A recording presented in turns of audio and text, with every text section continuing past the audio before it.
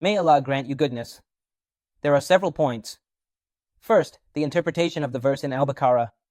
Second, the interpretation of the verse in Bara'ah. Third, the obligation to love him, peace be upon him, more than oneself, family, and wealth. Fourth, that the denial of faith does not imply leaving Islam. Fifth, that faith has a sweetness that a person may or may not find. Sixth, the 4 acts of the heart through which alone Allah's guardianship is attained and the taste of faith is found. Seventh, the companion's understanding of reality, that most blame is for worldly matters. Eighth, the interpretation of, and all relations between them were cut off. Ninth, that among the polytheists are those who love Allah intensely. 10th, the warning for those who love the 8 things more than their religion. Yes, and regarding this, in his saying, and all relations between them were cut off, as the author said, this happens on the day of resurrection. All non-Sharia-based ties will be severed on that day. 11th, that whoever takes a rival whose love equals the love of Allah, that is the major shirk. So, love is of 2 types.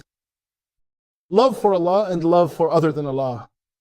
Love for Allah, as we mentioned, and love for other than Allah.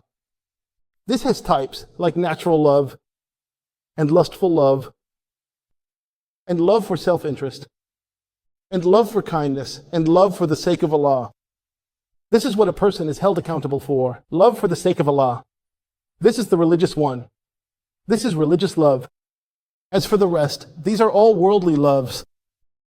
Loving one's wife, loving one's father, loving those who are kind to him, loving those who share his profession, loving the orphan.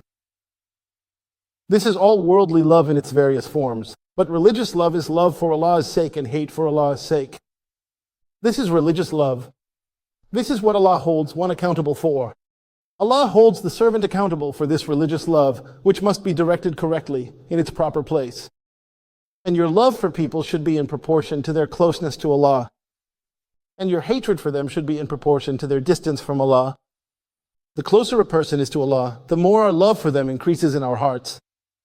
And the further they are from Allah, the less that love becomes, and so on, regardless of whether they are a relative or not a relative, whether they are a neighbor or not, whether they're in the same party as me, the same company, or the same country, as we see today, an Egyptian standing up for Egyptians, a Kuwaiti standing up for Kuwaitis and loving them just because they're Kuwaiti, and another loving them because they're Egyptian, and this one loving them because they are Egyptian, and that one loving them because they are from Tunisia, and that one loving them because they are Algerian, and a fourth from Yemen, and so on.